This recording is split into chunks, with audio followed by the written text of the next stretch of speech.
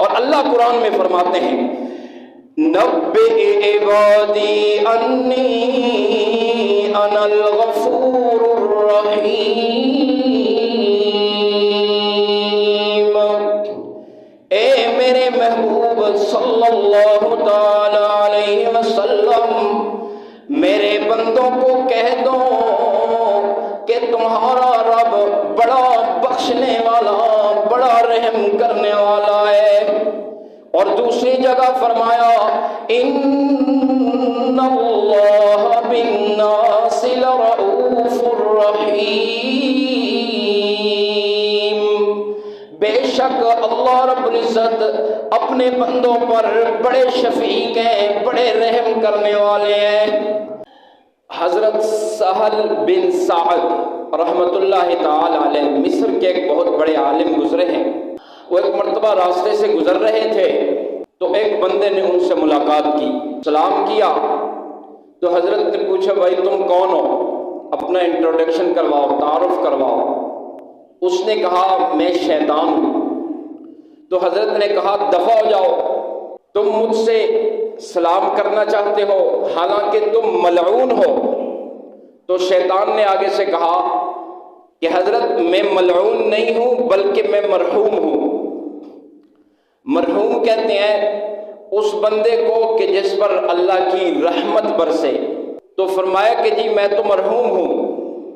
حضرت سہل بن سعد رحمت اللہ تعالی علیہ نے فرمایا کہ نہیں، تم مرحوم نہیں ہو سکتے، تم تو راندہ درگاہ ہو، تمہیں تو اللہ رب العزت نے قرآن میں کہہ دیا فخرج منہا فإنک رجیم وإن علیک لعنتی الی یوم الدین، تم تو قیامت تک کے لیے دھتکارے ہوئے ہو، تم کیسے محروم ہو سکتے ہو؟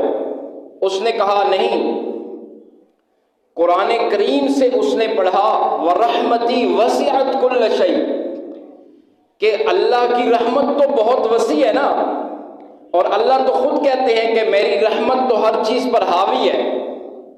تو حضرت سال حیران ہو گئے، متعجب ہو گئے، مگر انہوں نے قرآن کریم کی اس آیت پر غور کیا، ما قبل کی طرف دیکھا، ما بعد کی طرف دیکھا، تو فرمایا کہ صحیح ہے، اللہ نے یہ تو فرما دیا کہ وَرَحْمَتِي وَسِعَتْ كُلَّ شَيْءٍ، میری رحمت ہر شے پر حاوی ہے، اور تو کہتا ہے کہ میں بھی ایک شے ہوں، اور یقیناً تو ایک بڑی شے ہے، مگر اللہ نے اس کے بعد بھی فرمایا فَسَأَكْتُبُهَا لِلَّذِينَ يَتَّقُونَ، کہ میری رحمت تو اس پر برسے گی جو متقی ہوں گے، تو متقی نہیں ہے۔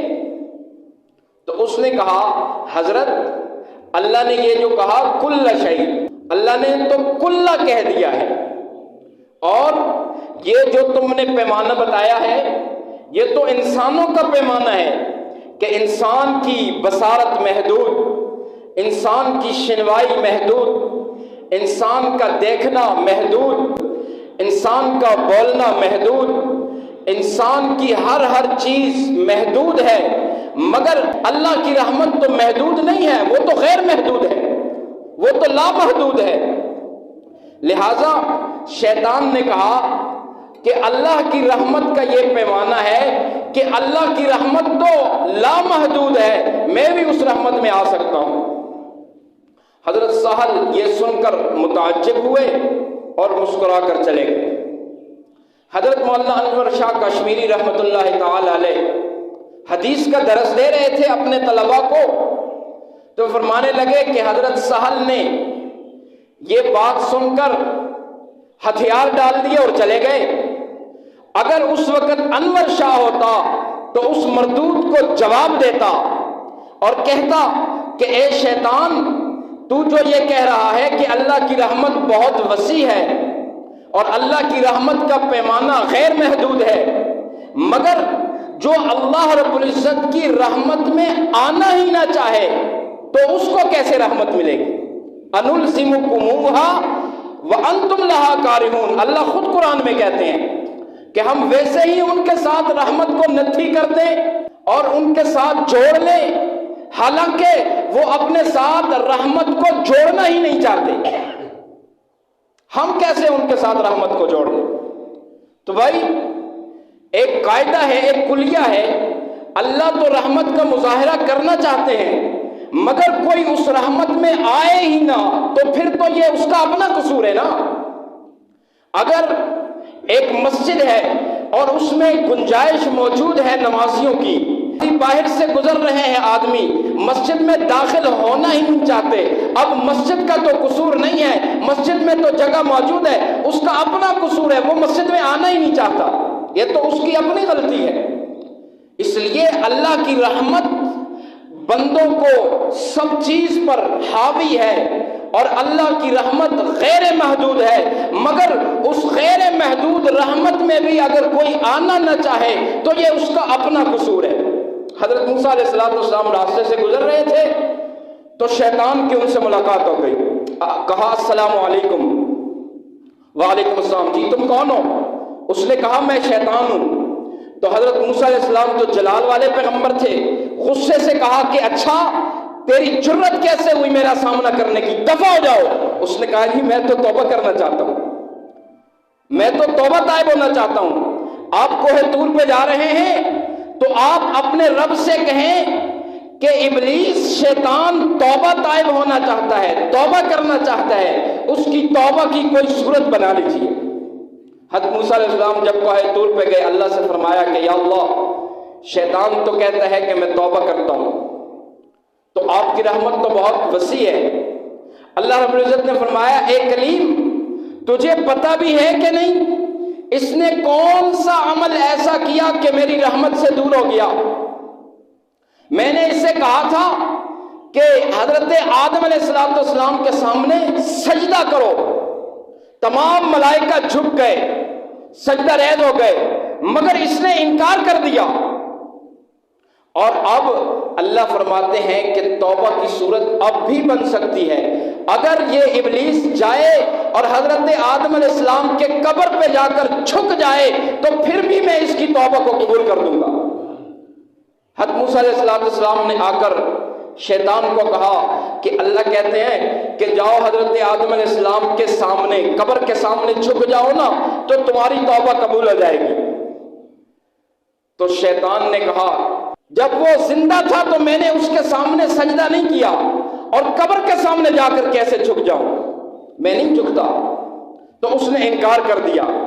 اب جو بندہ انکاری ہو، جو اللہ کی رحمت میں آنا ہی نہ چاہے، تو پھر وہ تو ہمیشہ کے لیے دھتکار دیا جاتا ہے، وگرنہ اللہ کی رحمت تو غیر محدود ہے۔ اور اللہ قرآن میں فرماتے ہیں نبئ عبادی انی انا الغفور الرحیم، اے میرے محبوب صلی اللہ تعالی علیہ وسلم میرے بندوں کو کہہ دو کہ تمہارا رب بڑا بخشنے والا، بڑا رحم کرنے والا ہے۔ اور دوسری جگہ فرمایا ان اللہ بالناس لرؤوف رحیم، بے شک اللہ رب العزت اپنے بندوں پر بڑے شفیق ہیں، بڑے رحم کرنے والے ہیں۔ تو اللہ اپنے بندوں کو معاف کرنے والے ہیں۔ آپ صلی اللہ تعالی علیہ وسلم صحابہ کرام کے ساتھ ایک درخت کے پاس موجود ہیں، دیکھا تو سامنے ایک عورت ہے اور وہ تنور میں روٹیاں ڈال رہی ہے، اور اس نے اپنے بچے کو گود میں اٹھایا ہوا ہے۔ جب شعلہ اوپر آتا ہے تو وہ اپنے بچے کو پیچھے کر لیتی ہے اور پھر آگے تنور میں روٹیاں ڈال دیتی ہے۔